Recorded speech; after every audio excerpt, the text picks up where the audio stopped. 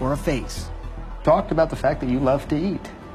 I mean, this is. But I know, you know, I like the stuff I eat. I like the vegetables, the fruits, the beans, the stuff I eat now. I like. I like it. Do you call yourself a vegan now then? Well, I suppose I am if I don't eat dairy or meat or fish. You know. You're doing this for your health. Is Yes, that why you're doing it? Absolutely. Clinton's dietary guides, Dean Ornish, and this guy, Caldwell Esselstyn, at the Cleveland Clinic. Every month, the 77-year-old Esselstyn holds a day-long seminar, attracting doctors and heart patients from across the country, like Sharon Kintz, a retired private investigator from Canton, Ohio. Kintz had a heart attack 6 months earlier after a coronary artery became completely blocked. What Kintz did next may surprise you.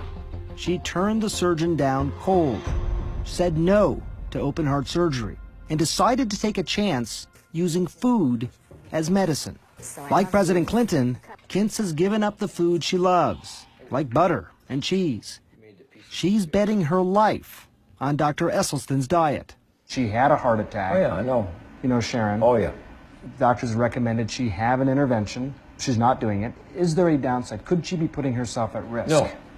I think that's an excellent question. In hundreds of patients, data now going back over 20 years, and this most recent study about a decade, once they start eating this way, you'll make yourself heart attack proof. Going back over proof. We know that if people are eating this way, they are not going to have a heart attack. Esselstyn has won some allies, like Dr. Terry Mason, Chief Medical Officer at Cook County Hospitals in Chicago, and the city's former public health commissioner.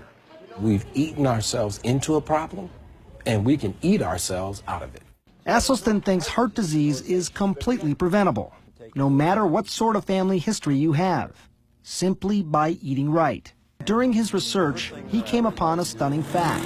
Some cultures around the world, like people living in Central Africa, Papua New Guinea Highlanders, and Tarahumara Indians in Mexico, have virtually no heart disease. None. So what can we learn from them? You have some easy-to-remember adages about how people can decide what they should or should not eat. We know what they shouldn't eat. That is oil, dairy, meat, fish, and chicken. What do we want them to eat? We want them to eat all those whole grains for their cereal, bread, and pasta, beans, vegetables, yellow, red, green, and fruit. Now, what particular vegetables do we want them to have? Bok choy, Swiss chard, kale, collards, collard green, beet greens, mustard green, turnip greens, Napa cabbage, Brussels sprouts, broccoli, cauliflower, cilantro, parsley, spinach, and arugula, and asparagus. And I'm out of breath. President Clinton's diet, no meat, no dairy, almost no oil, got me thinking how different what he's eating now as compared to what he used to eat, and what most of us still eat. Make a habit of high-fat, high-cholesterol meals like this, and you can physically see the beginnings of heart disease.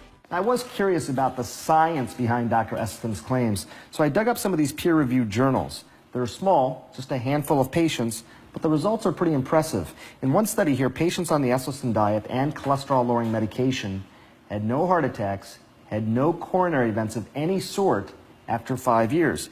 And 3/4 of these patients actually saw their blockages get smaller. You're not talking about just reducing your chance of heart disease. You're talking about potentially reversing heart disease. Oh, absolutely. The late wisdom is that once you develop these plaques, they're there. You're stuck with them. Try not to let them get worse. Is that faulty thinking? I think it's absolutely faulty thinking. Here's a picture Esselstyn likes to show of a heart patient with a blocked coronary artery. And here's that same patient after going on a plant-based diet. You see the way the blockage has almost disappeared? Sharon Kintz survived a heart attack a year ago after a coronary artery became completely blocked. Now she's counting on the Esselstyn diet to keep her from having another. Thankfully, your heart muscle function is normal. Kint's cardiologist, Adnan Zaidi, says so far so good with the diet. It's a difficult sell, but those who get onto it have benefited from it without a question. Kintz is a true believer. So is former President Bill Clinton. And nowadays, they have a lot of high-powered company. All of these CEOs and former CEOs are either vegetarians or vegans. Would you call yourself healthy now? Well, I think I'm healthier than I was. I lost 20-something pounds. All my blood tests are good. All my vital signs are good. And I feel good. And I actually have believe it or not, more energy